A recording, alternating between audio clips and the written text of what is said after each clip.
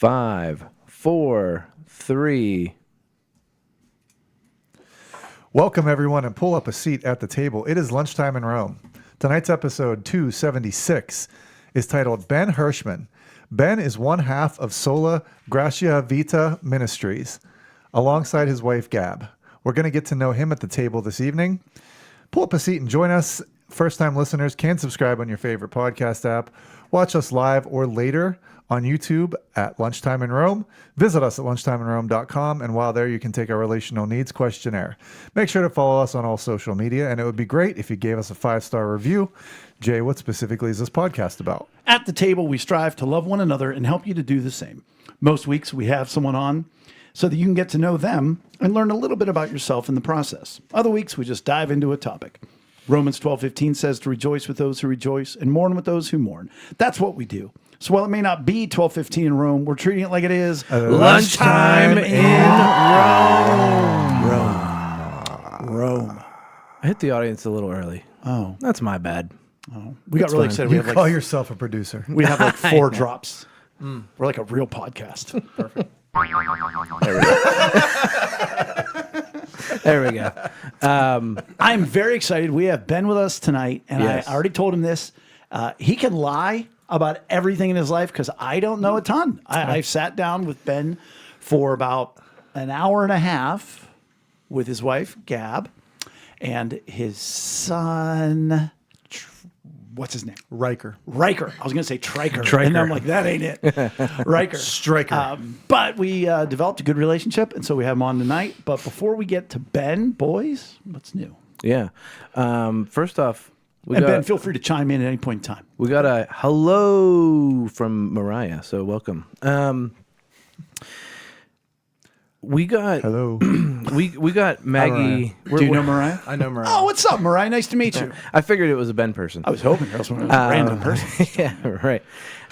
We Be good, too. we signed up Maggie for softball. I heard. Yeah, and tonight. T-ball, softball, or like... No, it's softball from our understanding. All right. But it's the Penn Hills team for her age group. And tonight we made a night of it. We had a fun night out as a family. We went with Amy's dad. We went out to eat, and then we went to Dunham's, and we got a mitt. And she's loving it. We came home, and we were catching, and she's totally into it. So I'm very excited about it. Did you get the mink oil? No, because these new gloves are like broken in like already. Like I was looking at gloves myself, and I have one. I was just looking at new gloves at Dunham's, and I was like, these I can already squeeze this closed, and I was like, what is this? Back in my day. Yeah. Run over the car. Yeah, Throw right. it against a wall, They use still a hammer. they still need broken in, but hers is like she can squeeze it better than I could have at her age, I think, because of the material it's made out of. But no, we'll wrap it. We'll put the ball in it, wrap it up, all that fun stuff. But no, she's loving it, and she was picking it up right away, which is fun. And she's got an arm, holy cow, wow.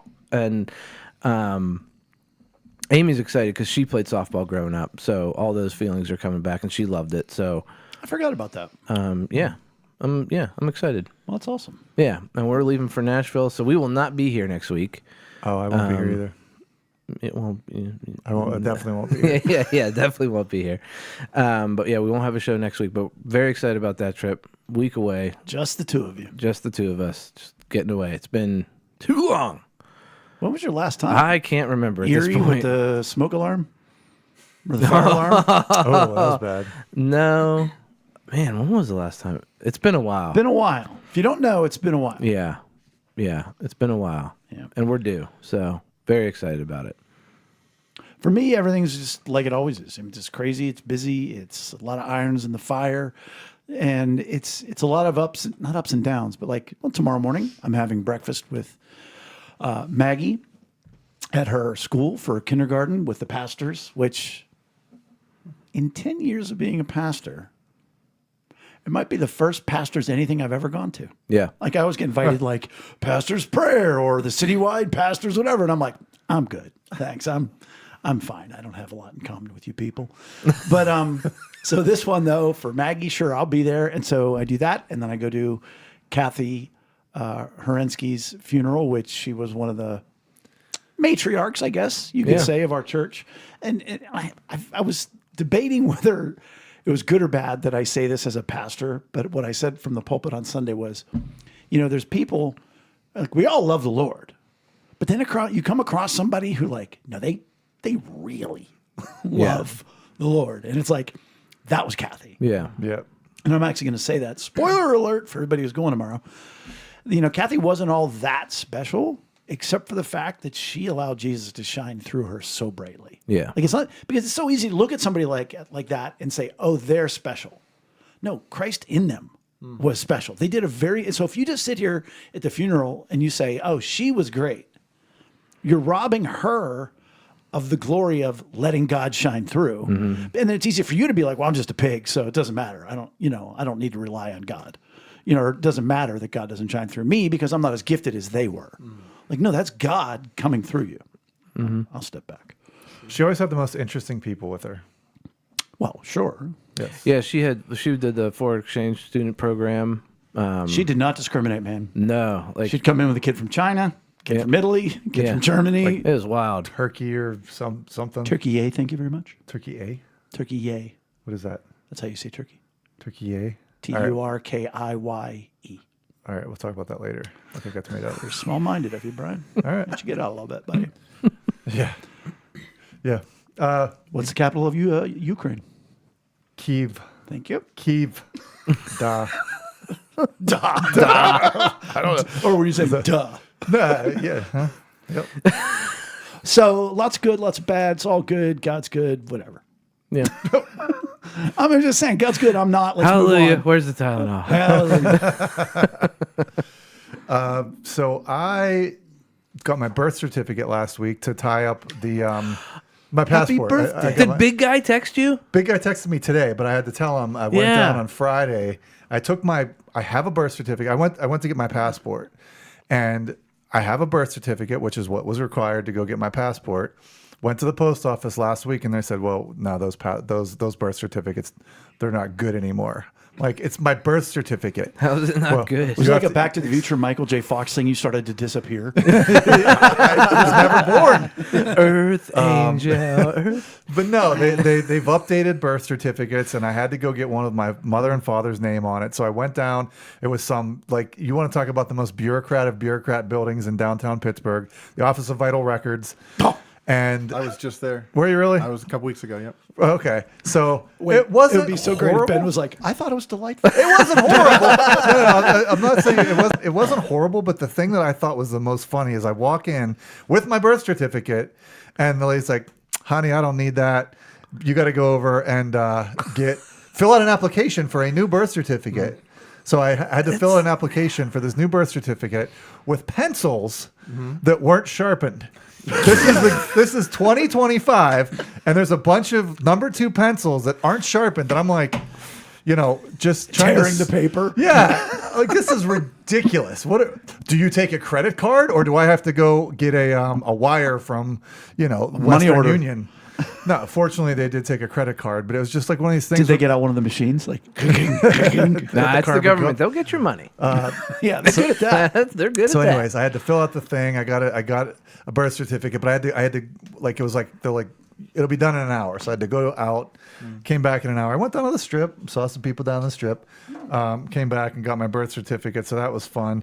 On another, I don't know if you want to say this is bureaucratic, but I woke up this morning and somebody had reserved a hotel room for last night and tonight in Harrisburg under my name with my credit card.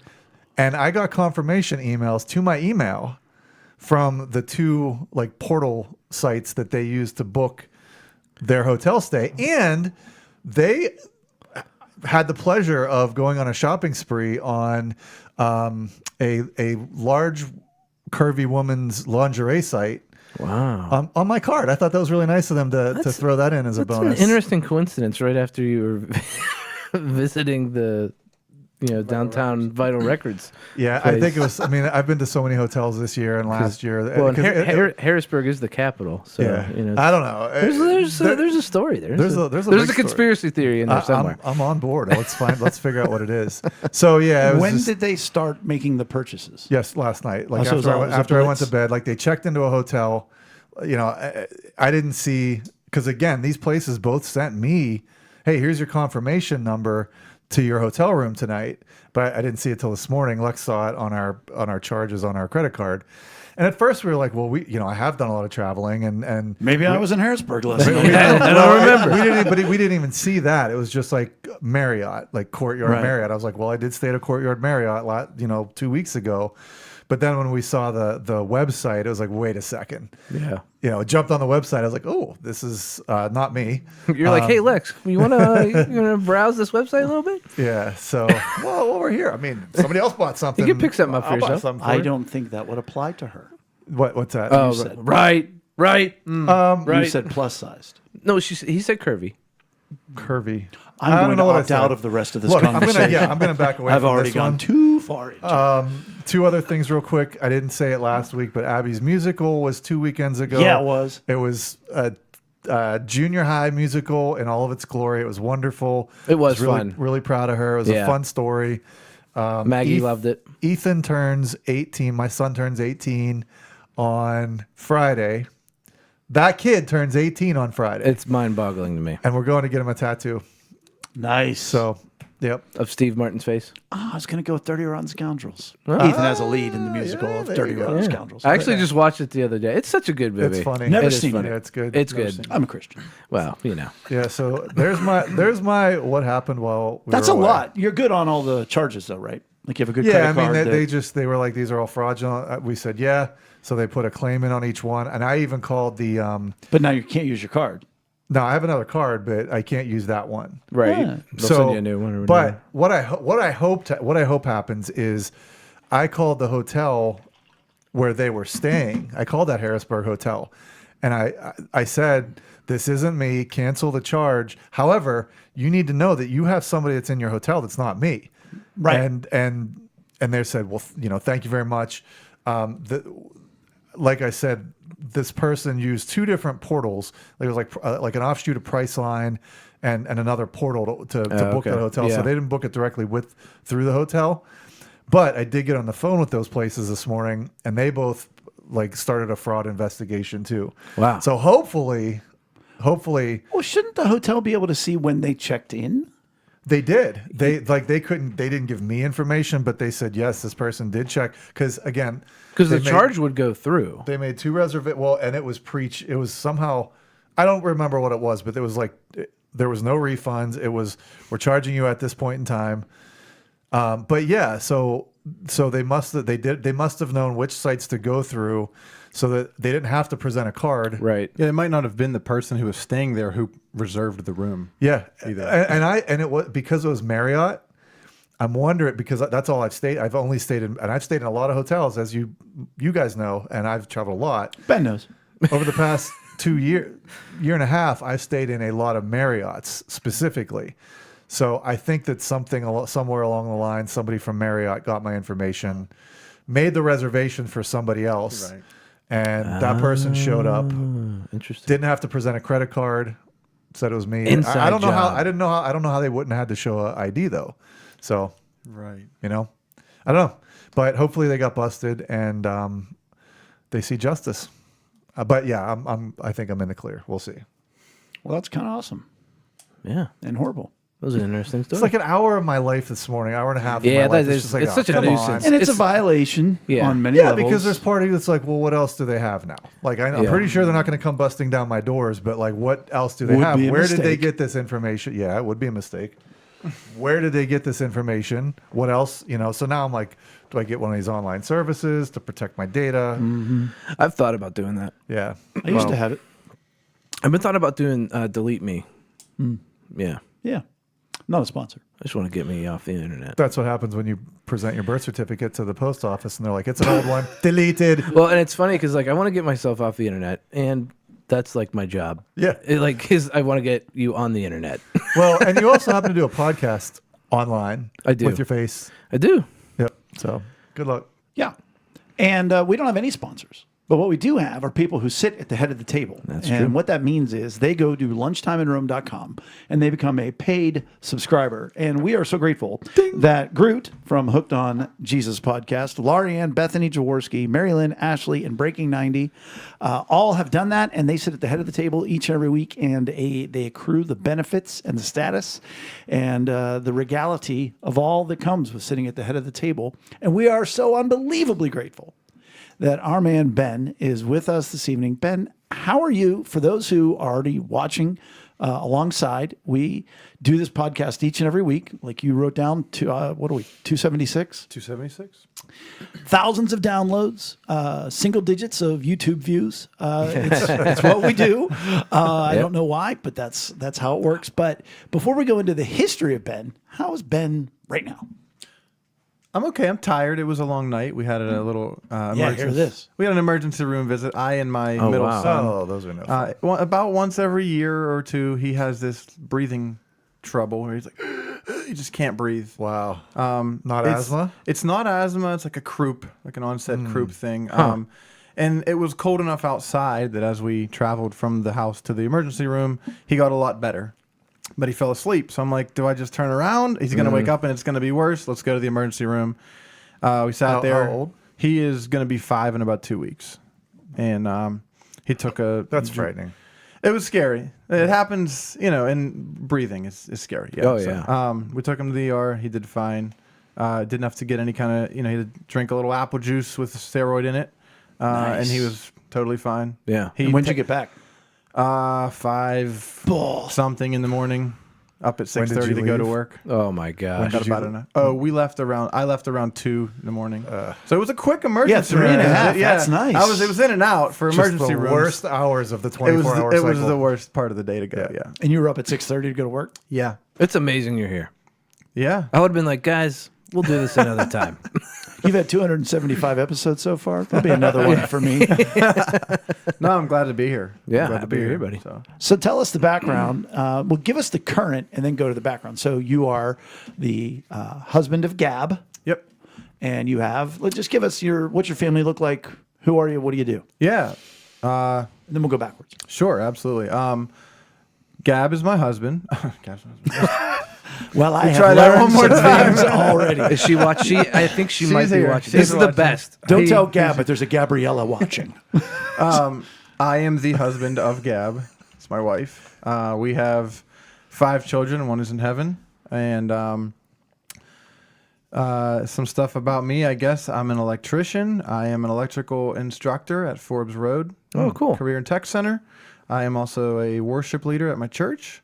Ponderosa Point. Ponderosa Point. That's it. What do you play? What do I play? Yeah. Pretty versatile. It's hard to lead and do drums, so I don't play the drums. But other than that, the Tell keys, that to Phil Collins. Well, It is though. It really is. As a drummer, like it's like another element that like I can't get it going. plus you're sitting, you're not as Yeah. visible. It's a little bit more challenging. So Guster. keys, not drums, keys, bass, guitar, singing. That's about it. Little So, tambourine. little tambourine if necessary. Yeah. Little egg shakers. Yeah. And then the director of stewardship at our ministry. Director of Stewardship at the ministry. At the Sola Gratia Vita Rolls right off the Ministry. tongue. Yes. Sola Gratia Vita. Yes. Yo, that's GV. Yeah. SCUV. That's the acronym. So I guess we'll get into that. But you did say right before we started here, I want to hear about the competitive dancing.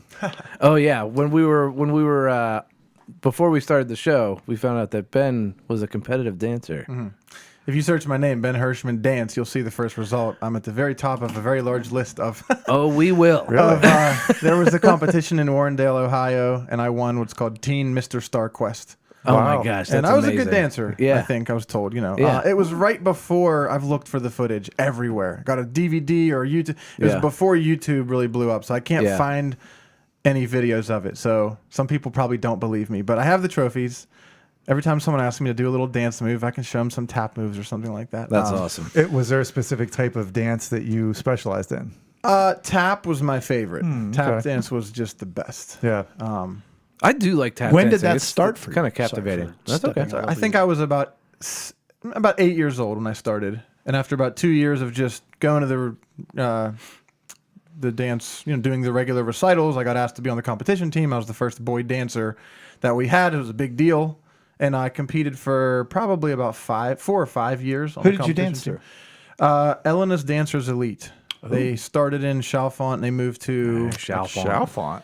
Known for to- tap dancing. That's the hotbed of Pittsburgh. So I hear. and moved to like North Huntington. I actually passed that on 30 somewhere, Irwin, whatever that area is. That makes Yeah. more sense. Yeah. And it was fun. We did a lot of competitions around the Pittsburgh area, and then once a year we would do nationals. We'd go somewhere in the States and Yeah. compete, and we did really well. Every time we placed high golds or won overall, so That's awesome. it was a lot of fun. Yeah. What? I've How, always- how old were you? Like what 8 ages? to 14 is Okay. when I was really in the All right, so that's yeah. a decent chunk of your formative years. Yeah, I didn't do sports or anything. I danced. That was my thing. So Well, I think it's interesting that you have your one of your highest needs. Your highest need is attention, and I don't know. There's something there. Dancing, Well, certainly not shying away from it. not shying away from it. Right. You're a worship leader. So you're comfortable with the spotlight and having people look at you and stuff like that. So Yeah. interesting. Just thought we'd throw that out there for maybe later in the So conversation. were you? So you're a Woody High grad, yes? yes. Oh, okay. Were you in the musicals? I was not. So by the time I got to high school, there was a program called Boys Campus Middle College at Oh, yeah. CCAC. Yeah. Oh, yeah. And I went there for my 10th, 11th, and 12th grade years. What year did So, you graduate? 2011. Okay. So I was never in any kind of, really anything, clubs, sports, musicals, anything like that. Just competitive dancing. Just competitive dance. I mean, it was every day of the week. Yeah. I didn't have time for anything else until I was like, the whole competition team quit basically at the same time. The studio kind of fell apart. So, but that owned my really every day. I don't even remember doing homework. I just remember dancing for like 6 years of my life. That's just what I did. How did you get into? So give me the backstory. You're born and raised in what borough of Woodland Hills? Yeah, we lived, technically it's Braddock Hills, if you know, well, it's Forest Hills, Braddock Hills, right on the line. Yep. And there's a shopping center with a giant eagle there. Now there's a school there, right behind that Propel. shopping center. Yeah. Yeah, I lived on the street that's right behind that school. The Yost? dead-end street Is that there. Yost Boulevard? Yost, yeah. Yeah. Ardmore Manor Drive, right there is where I Yep. grew up. And my father, second marriage, had a 3-year-old, 4-year-old daughter. She got into dance. And then she was good at it. And my dad, at one day, he just said, "Hey, you got really good balance, and I think do you want to try out dancing?" And I was like, "Yeah, let's try it out." And it was fun. I liked it, and I got good at it, and it was just. Now I got a bunch of trophies that I can show off, and Yeah. I wish I had the videos. Someday I'll find them and They're out there be able to somewhere. prove it. There's somewhere. Well, since you're on this podcast and our reach is so massive, somebody out there in our audience will find Before that this for us. episode, They're gonna be like, If "Oh, you Ben find it- Hershman, I know." Before this episode is over, we promise to get you to the top of YouTube, not just in dancing, any video that's watched. Okay, it's the trending. It's going to be Baby Shark, Ben Hershman. Boom. So, and you said you were Braddock Hills, but on the Forest Hills border, which reminds me of Big Bill, who said that he lives on the Monroeville side of Turtle Creek. And I'm like, yeah. bro, it's still Turtle Creek. You're like, we live on the Forest Hills side Turtle of Creek Heights. Braddock. We lived in Turtle Creek for a little bit there too. Yes. So you said dad, and you have siblings, no siblings, sisters, half stepsister, Yeah, stepsister, half step, half stepsister. Sure. I have one older brother. older brother. Yeah. Get along? Got along? Yeah, we do. We went through one season of being, being what brothers usually do, fighting. But we were always pretty close growing up, and we get along fine now. Yeah. And so from there, so you went to Boyce Middle College. Yep. And is that where the birth of electricity and all that kind of fun stuff? Or No. because that wasn't Forbes, it was Boyce. So you're just saying Right. college classes. Right. I never In went high to school. Forbes. Okay. I teach there now. I never set foot in there before I was a teacher. I was scooping ice cream at a Baskin Robbins in the Miracle Mile for several years. And one day when I told the regular who come in every day, his wife was pregnant for about 5 years straight, and he came in every single day to get her ice cream. Told him I was quitting, and he said, "Oh, you're a good worker. Do you want to do some HVAC work?" I said, "I don't know anything about it, but sure, I'll give it a shot." Hurt his back the next day, but he gave my number to his brother-in-law, who's an electrician. So he came in to Baskin Robbins and said, "Hey, do you want to do electric work?" And I almost didn't know what he was talking about. I'm like, "Do I want to do electrical work? Who are you?" Like, hey, someone here want to do electrical work? I'm like, he said some little guy. He's like, some little guy here want to do electrical work? And I was like, Were you smaller then? yeah, no. Yeah, 'cause you're pretty tall. I'm 6'2". So, Yeah. right as he's walking out the door, I'm like, you mean Ben? He's like, oh yeah, Ben. I was like, oh, that's me. Like, I'm a little guy, you know. So started. Do you ever think about that? What if you never said? Oh my goodness. Oh, I'm Ben, and he just walked out the door. He would have called, I'm sure. I hope. Yeah. The trajectory would have been completely different for sure. But I just followed him around for a couple of weeks, you know, learning. I had very limited experience doing electrical work and clean up garbage, learning the names of the tools, watching them work. And Yeah. And that was when you were how old? I was 19 when I started doing that. And you're how old now? 31. Wow, you're an old man. So you've got all your certifications, and are you union and everything? I was in the union until COVID happened. Okay. And at that point, I decided to go on my own, get my own business going, which has been really successful until I got the teaching job. It's still successful, but I just don't have the time. you're Plus, the doing worship both. leader. Yeah. You're teaching and still run your business. Wow. And you're on staff with. And I'm a worship leader. Crosspoint. I'm on staff, yeah, in the ministry. So there's 4 potentially fullish. Yeah, things that could take up a lot of time that Yeah. I'm trying to juggle around. Yeah. The teacher and the worship leader are probably the 2 highest priorities Yeah. time-wise, and then the ministry and the gaps, and then electrical work in the very, very small gaps that are left. That's amazing how that all came together. Yes. Yeah. I always sort of felt called to be some kind of a teacher. I imagined it would be towards the pastoral line of things. But my wife said, hey, there's this job opportunity at Forbes to be an electrical instructor, and you're going to do it. And I was like, okay. So I applied, and eventually I got the job. And Yeah, you don't want to be a pastor anyways. no? Well, no, he didn't want to be a pastor. He wanted to be a pastoral teacher, Oh, well, I don't know. as it is. As it is. So, what an atypical childhood in that you went from competitive dance to just out of traditional school to middle college. Or, Yeah. what was it called? I mean, it was called middle college, right? It was Boys Campus Middle College, exactly. Yeah. Right.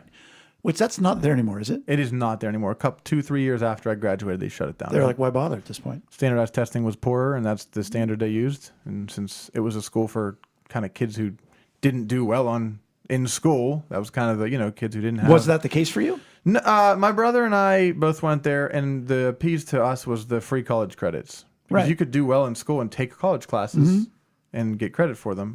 So that was the reason we went there, but stuck around because there was not a single fight in the entire time that him and I went there. And at Woodland Hills, there was more than one fight Yeah. most days Sure. that happened. So, yeah. And so from there, did you go to college? I never went to college after that. You just bankrolled I took those credits. I took like a Still got them. I think I do somewhere in there. Yeah, I'm a student now too. By the way, I'm at IUP. I have to become a legitimate teacher. I have my emergency certification, but I also am a student at IUP on top of those other things. So Wow. it's mostly virtual. I think once Yeah. every couple months I have to be there in person, but it's minimal stuff and it's all virtual. So And how is that being 31 and going to college? going to college. Well, I mean, like you're in college. Yeah. You're not going. You're not like, hey, yeah, it's rooming with an 18-year-old. Well, you are rooming with at least. it's fine. It's easy enough. But it's a Doesn't bother lot. me. I mean, 4 kids at home, Yeah, it's a lot. a marriage, a new ministry. New? Yeah, newer. Some of the counts. I mean, we go back about a year-ish when Well, we that's very new. first started. Yeah, it's definitely new. Yeah. And 4 jobs and school full-time. Yes. Come a long way from just dance. It's a lot. It's a lot. So tell us how you, well, first of all, how'd you get to Baskin Robbins? Just applied? My dad's best friend was the owner, and when I was old enough to work, he said, "Hey, do you want to scoop some ice cream?" I said, "Sure." And it ended up being, almost 5 years, and I was like, "I got to get out of here. Yeah. I can't scoop ice cream forever." So that's why I quit, and it just happened to be the perfect timing. See, I'm a fellow ice cream man myself. Are you? I worked at Jiffy Treat Ice Cream in Bloomington, Indiana for 4 years or so. Yeah, So, perfectly round. Was it hard scooped ice cream or soft serve? we did both. Okay, We also had Dream Delight, which was the non-dairy, sugar-free alternative. Okay. Soft serve. Yeah, Made from whey, I believe it was. cool. The milk byproduct of whey. Yeah. We also had low-fat frozen yogurt, which was just our ice cream mix, but we would add 2 tablespoons of low-fat yogurt, and there was no industry standard at the time. That's amazing. That's And it amazing. was great because the sororities would always call and order, and a couple of them were really mean, and they would be like, should I get the Dream Delight or the low-fat frozen yogurt? I'm like, you should definitely get the low-fat frozen yogurt. There's a whole Seinfeld episode about it. Oh yeah. Yeah, That's a great they episode. gained weight. And then along came Gab. Yes. How's that work out? How did it happen? How is it working out? All the above? No. How'd you meet her? Oh, okay, Who's staticky? Just me. I don't hear it. Well, that's me then. Go on. We had some mutual friends. We met at I don't even know the context of the party at this point, and we sort of saw each other, met each other. Another couple months passed, at each other on Facebook. When is this? This was, oh man. She's watching. She's watching. Sorry. So it's You like told me not to ask that question. I'm sorry. 21. I would say 2014 is my guess. Wow. Okay. That's what she said. Yeah. That's the best. That's what she said ever. Yeah. And then we just started a conversation on Facebook and messaged each other and started Skyping. She was on vacation when I first talked to her, so we Skyped a little bit, and then she came back, started hanging out, and got along. And Then you started a family pretty quick, it sounds like. yeah, my oldest son is 8, so yeah, a couple years. Yeah. And I don't know if we said this. You know, originally you were both supposed to be on tonight, but a little babysitting fell through. Yes. And so for everybody who's listening, we're not going to go too, like, it sort of sounds like we're going to leave some things out because Gab's going to be on. Yeah. And then down the road, they'll both be on. Did I say that in the beginning? No, I said that no, before. we talked about it. Like, right. Well, we during- should let everybody else during get on the that. pre-show. She also says he was the electrician who lived on Electric Avenue. Oh I yeah. did live in East Pittsburgh. And it was on like a Electric fairy Avenue. tale. Yeah. You better rock down to Electric Avenue. Yeah, it's part of my resume or whatever you call it. It's electrician on Electric Avenue. Yeah. That's where I learned to be an electrician. How long did you date before you were married? Before you proposed, I should say. Sorry, why am I doing this? Maybe You were- 2 to 3 years. Man in trouble. At least 2 years, a couple years. And so you've been married now. That's 8 years. 8 years. 8 years. This will be. The man has a this will lot be going 8 years. on. This will be 8 years. He just did a was straight. at the hospital he all did night. like What the are you doing? Nate Bargatze when he has to go back in time and prove that he's from the future. You know, oh, satellites, how do they work? It's pretty tough. He rattled those tap ears off pretty good. Nailed each and every one of them. Listed every flavor of Baskin Robbins ice We had cream. 40 flavors in the store. It's a good time. Perfect scooper, you said. I was on. The weight was right. The shape was right. See, I work for a Boom. mom and pop shop. Yeah. There were no weights and controls. measurements. No controls. Do you like the person? They get a lot. Yeah. You don't like them? That's how I used to pour alcoholic drinks. Back at the in bar. the day. Yep. Back in the day. So you came to know Christ when? Because you guys are a Christian ministry. Yes. So I can take that leap and assume you're like, oh, we're not Christians, but you know, we like to. We do have a Christian we like other ministry, people but give us your Yeah. faith Yeah. background. Like, tell me, like, born and raised, X, Y, Z, 0. Sure. I was born and raised mostly Jewish. I had a bar mitzvah up until I was about 13. I went to synagogue every So Saturday. okay, so you wouldn't say mostly Jewish. You mean chronologically. It wasn't like you were 75% Jewish, 25% Buddhist most of your life. Like when you said mostly Jewish, I was like, yeah, my parents divorced when I was 2. okay. So between the two of them, I remember going to synagogue just about every Saturday. And my dad's mom, we celebrated most of the holidays associated with. That's the you know, Jewish side. Passover. Yeah, exactly. Yeah, that's Got the it. Jewish side. my dad's That's side. the Jewish side. Yes. Got it. And so most Saturdays I was at synagogue until I had my bar mitzvah. And then I think I remember it right. My dad was like, you know, you're a man now. You kind of decide whether you want to come. We're not dragging you along. And And that's how old? 13. 13, okay. Yep. And I already knew I wasn't really getting anything out of the religious, the religion of what we were doing. We were going to synagogue, but it seemed like just business. We didn't fellowship too much. There wasn't really too much God conversation. It Checking the wasn't- box off. Yeah, and so it was pretty easy for me to say like, all right, I'm just going to sleep in on Saturday morning then. And then pretty much nothing for about 10 years. Skeptic, maybe borderline atheist, just the universe talk, you know. And then met Gab, and then one day after we were already married, struggles in marriage, and I What? think Yeah. Everybody has those. That's why I said that. I'm not making fun of you. I'm just sort of saying like, wow, that's crazy. A friend said one of the things she does to help with that is goes to church. And my wife said, hey, we're going to church. And she was not going to church at the time either. She was born and raised in a Lutheran church, but for the time since we met, no church activity for either one of us. One day we went to church, and it was right away I knew something was different about just the atmosphere, the people, the type of people. I was in the union at the time, so I'm working around union electricians and laborers, and the language. They're always talking about Jesus Christ. Yeah, they are. It's true. God. Yeah. So the community is probably what kept me like, I got to figure these people out. What's going on here? Yeah. Yeah. So for the first year, it was just, I want to see what's going on. I want to come back. I want to figure these people out. What's the thing that's in common? And I want to figure these people out. I like that.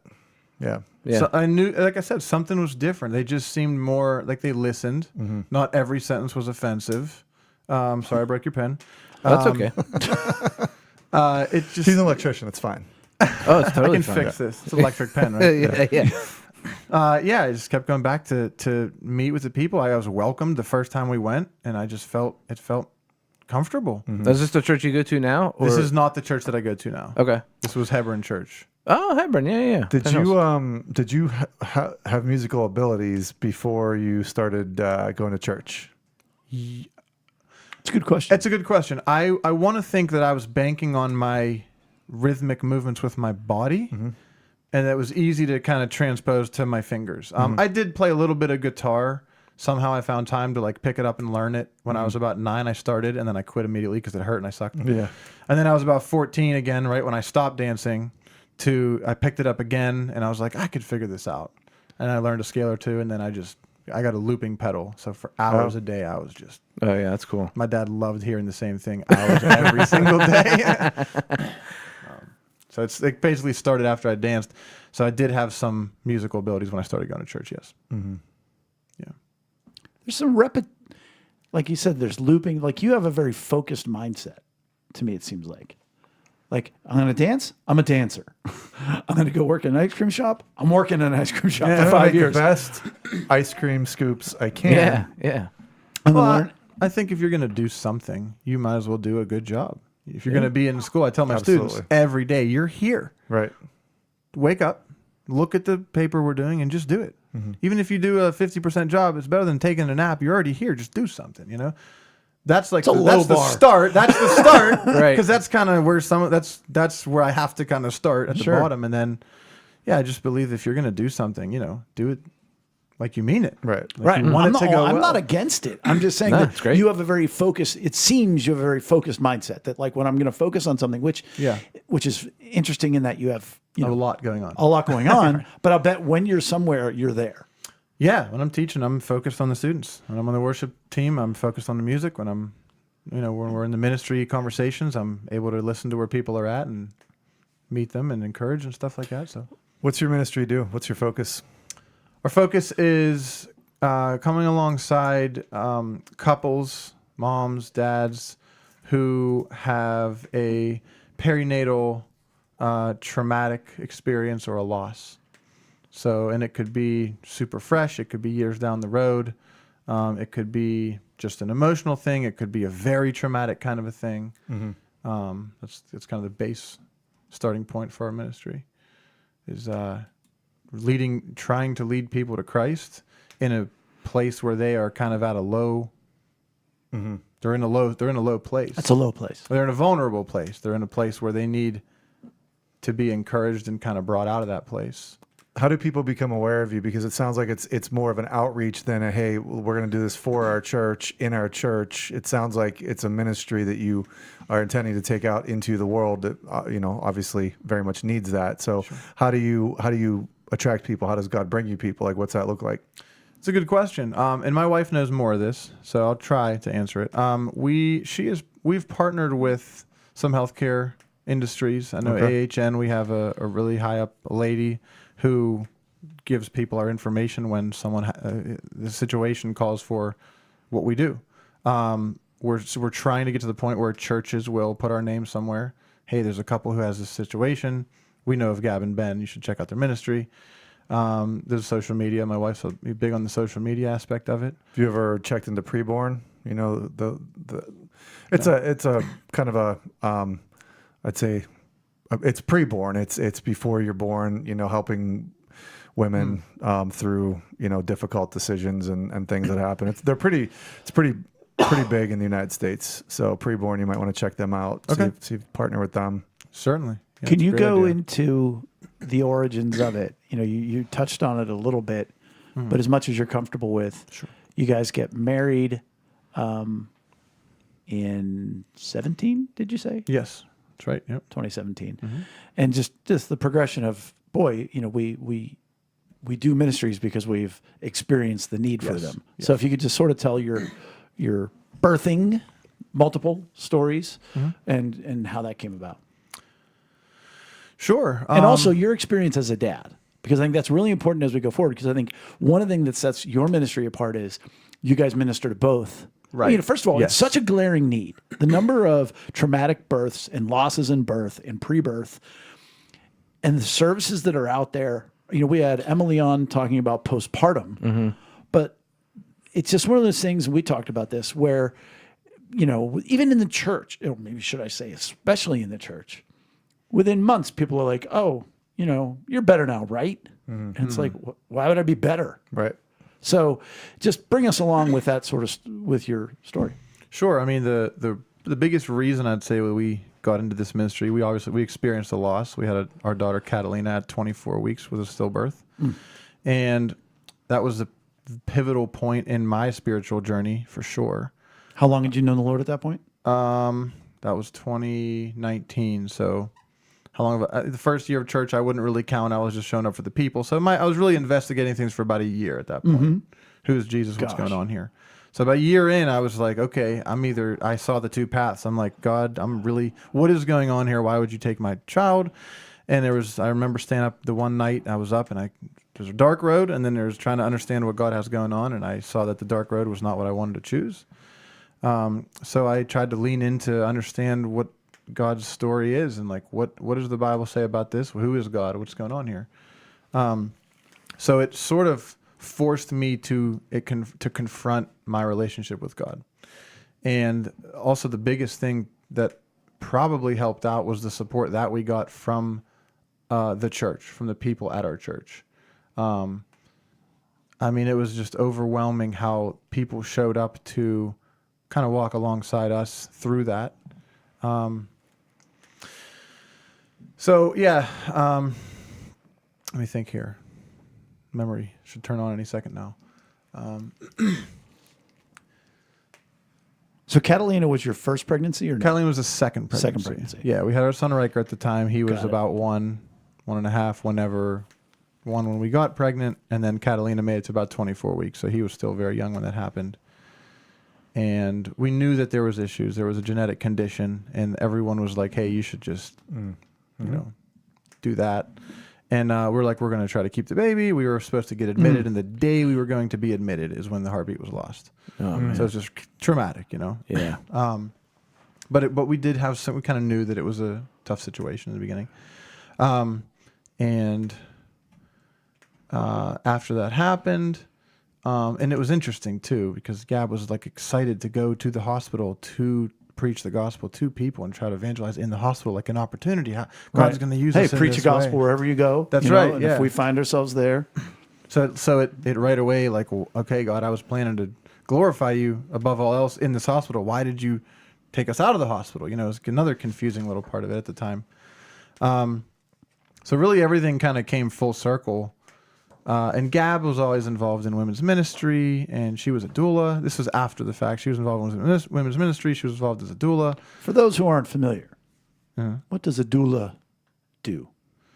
A doula will work alongside of a midwife, if you know what a midwife is. So if you For have those who don't know, sorry. I'm just kidding. So if your mom's giving birth, you can be in the hospital, you can be at home, you can be wherever you are, you're giving birth, and you have your OBGYN, a doctor in the hospital kind of a thing. You can also have a doula encourage you, advocate for you, kind of guide you through that situation, help you make decisions, set up the business side of things, let you be emotional and give birth as a mom, and takes care of a lot of those sort of the transactional things that have to happen, the paperwork, the decisions, and all that kind of stuff. We did have a bereavement doula for Catalina, and I think that kind of opened my wife's eyes to like, wow, that was really helpful. Everyone should have one, bereavement or just otherwise. Doulas are super helpful for everybody. And it's a pretty cool word, Yeah. It's a cool word. So but it's more important what they do. sure, yeah. And So she's already sort of doing that, or she was doing that. and then sort of stepped away to get more involved in the ministry. But she's still involved with the Pittsburgh Bereavement Doulas, and that's another way we would get someone would find us, is her involvement with the Pittsburgh Bereavement Doulas. Someone has a loss, they would point them to us in that case. So what can you tell us, going through what you went through as a dad, as a husband, and as a dad? You know, we're meant, in theory, to be fixers and to solve problems. You know, you're an electrician. The light doesn't come on. I come in, the light comes on. Right. When you go through this traumatic experience that you can't fix, how did you navigate that? I mean, you said about your spiritual walk that, okay, there's the dark road and then there's the, well, God, I'm going to trust you road. But how was it being a young husband, new husband to a degree, years? How was that time and how did you navigate it? That's another good question. It was tough. I'm not going to say that it was like things were laid out and we just had to kind of go through the motions or check the boxes. I know there were days when I relied on my wife to be the rock that I was supposed to be, and there's days she relied on me. Again, to go back to how the church showed up right away, even once we knew that our daughter was sick in the beginning, we had a lot of support, like an overwhelming amount of support.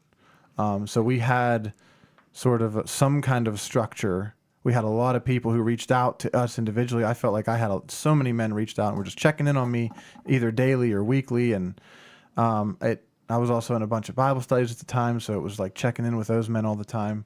I would say, I wanted to be, strong and tough, and like when you need a moment, I'm here. So there was a lot of me trying to be that. There was definitely me grieving myself, which was, I feel like, if I remember right, that Gab showed up for me in those moments. So we sort of took turns in our grieving journey at that point. And I think it's important to point out, as per I think the comments I made about Kathy earlier, that you guys navigated it ... about as well as you can. That, like you said, you were there for her, she was there for you. And somebody might say, how did you know how to do that? And your answer is, I would assume your answer is, I don't know. Yeah. We just did that. Yeah. 1 second at a time. But it's important to note that that's not normal. That God blessed you, in my opinion, with that knowledge, with that wisdom, and with that ability to do that. Yeah, there were people around you, right? But the fact that you were able to complement each other in that moment is setting the standard, because now it leads you to why you guys, if you were just a stereotypical husband dad who was like, well, she'll figure it out, whatever else, you're not going to be good in this ministry component. Sure. But he allowed you to go through this time for many reasons, I'm sure. But now you are more prepared. So how do you walk alongside a grieving dad now? Because not every dad grieves like you grieved. Sure. I don't know that there is, I don't want to bail on that. I don't think there's a formula answer for that necessarily. The first step is to meet them and see where they're at and see what kind of issues are going on and how their grief journey is at that point in time. Know what kind of hobbies they're into, where they live. One of the cool things about our ministry is we can do virtual stuff. So it's really we can meet all kind of different people. Encouragement is a big part. I think it's important to remember that I think that our paramount identity is who Christ says we are, and to remind men of that truth whenever they kind of forget who they are. So encouraging things back to the Word and saying, who do you tell them that they are?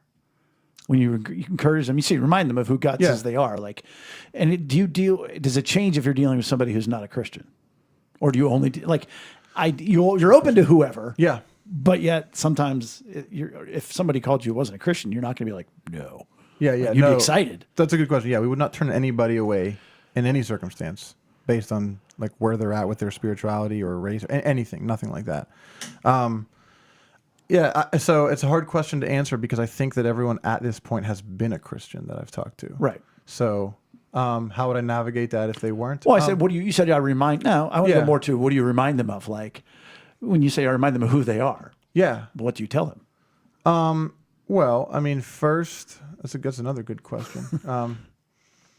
I would say I remind them of what Scripture says about human beings, about who we are, I guess, in the first place. You know, made in God's image, and we have these capabilities, and we have a purpose.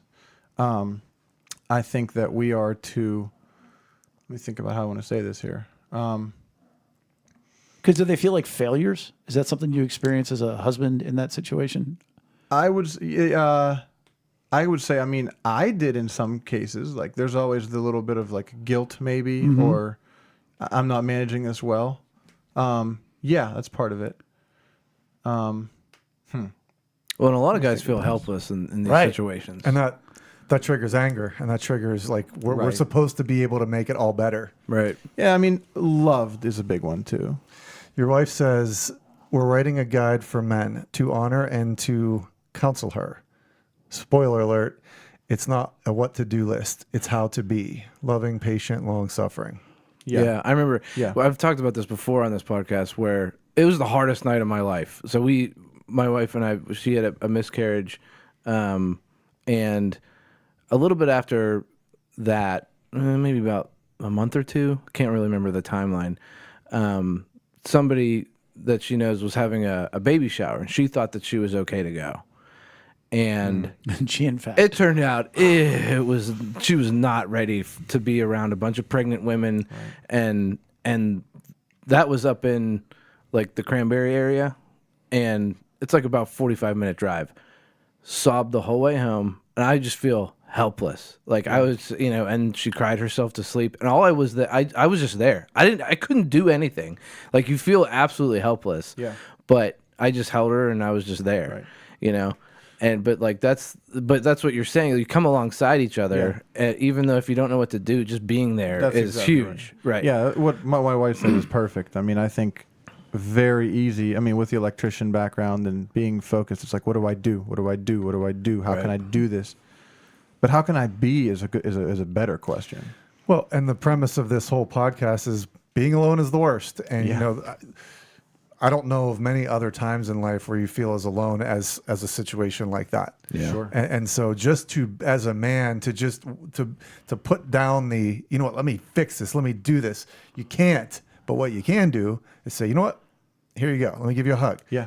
And I know that that's woefully inadequate, but it's feels like it is. feels like it's woefully inadequate. right. It's Some actually people just exactly need a hug, Right. And like this happens often, so often. and like that's the crazy thing. I'm sitting here and thinking as we're talking, you guys have had a miscarriage. Yeah. Your mom had a stillbirth.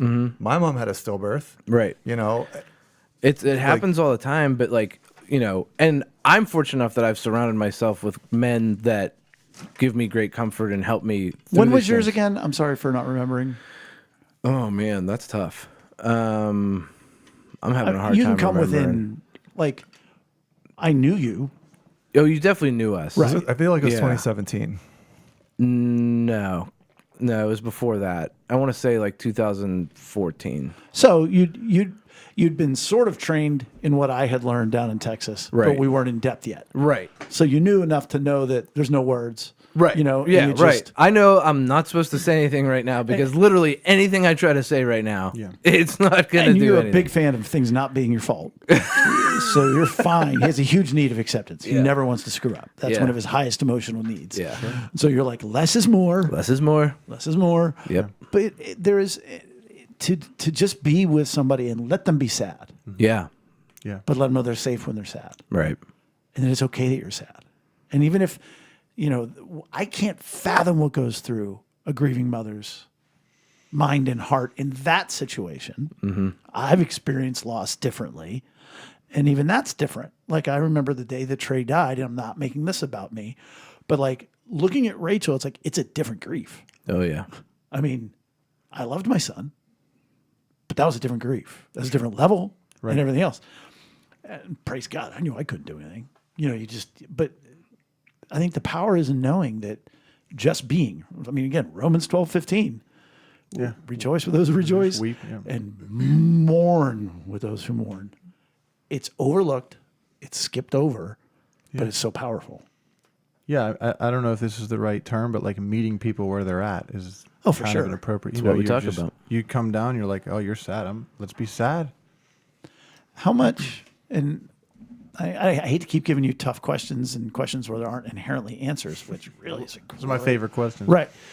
But to a degree, how much is your ministry to the grieving father, and how much is it sort of teaching the grieving father? So the guy's like, man, I'm so sad, I'm so upset, I don't know what to do, which I'll bet to a degree it's guys are probably all over the place in wanting help, not wanting help. Sure.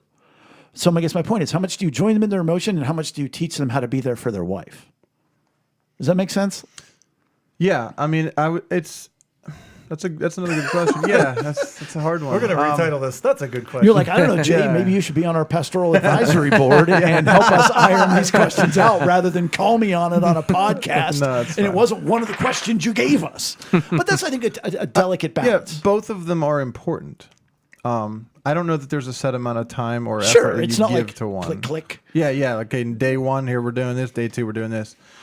The goal eventually is that over time, that men would understand sort of the process. What's the word? Yeah, I got to think about that one. They're both important. I think the first thing is not to teach them Sure. anything, is to just say, man, I'm really sorry for you. I love you and God loves you. And let's just kind of be here.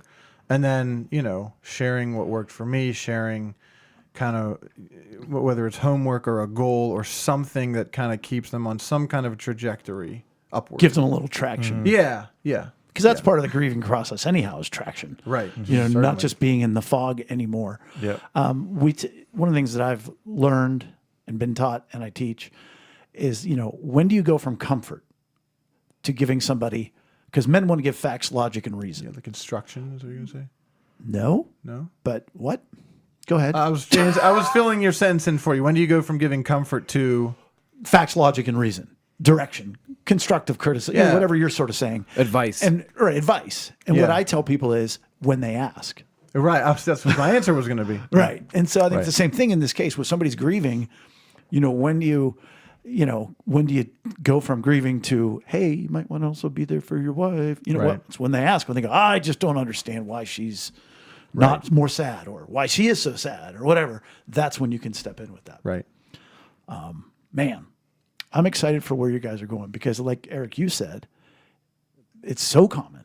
Yeah. And with all due respect and humility to me, like I said, it's so swept under the rug. Yes. Even within the Christian, it's swept under the rug differently in the Christian community, but it's still swept. Yeah. I don't know exactly why. Maybe it's because it's like the healthcare industry can take care of that or something. Like it's almost like we don't know enough about that world to try Yeah. to step in and be like, well, it's just another thing. It's not like some separate thing where I'm not qualified to talk to you about this. I think also we could do another whole, and maybe we will, podcast on the hour, on the Christian communities, Sure. like their aversion to therapy in general. Right. Right. And, if you're still sad, well, then that shows a lack of faith. Like, no, that's not true at all either. So, Or you have a demon. well, could be.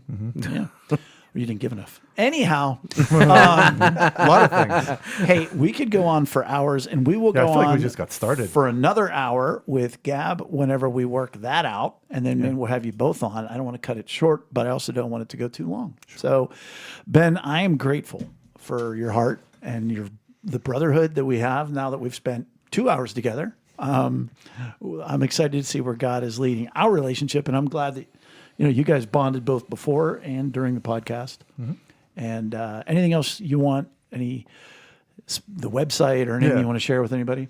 Yeah. So we have, I don't know if you'd want to like post this or something. We can. in We'll addition include to it in the yeah. show notes. Yep. I'll give you because it's a complicated sort of letter combination. But there's a website to find us. We have what's called a Give, Send, Go, which is, or you can find us on Instagram at Sola Gratia Vita.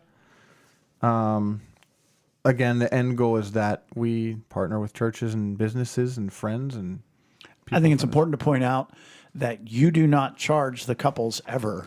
yeah, one of our goals is that anyone who needs our service or is directed to us does not pay for it. Right. The goal is that we can raise enough money that anyone who we counsel. So it's not an does not insurance pay for thing. it. It's not anything. It's not insurance. Yep. And if you've got a lot of money out there and you want to support their cause, they should go to the Give, Send, Go Yes. and fully support your ministry so that everybody gets it for free all the time. That would be wonderful. That's awesome. Thank you for pointing that out. Yes. Well, that's it for episode 276. Join us next 2 weeks from now for episode 277. Between now and then, please give us a like or follow on social media and visit us at lunchtimeinrome.com. While there, you can take our relational needs questionnaire. Thanks for joining us at the table for Lunchtime in Rome. See you in 2 weeks. Goodbye. Bye.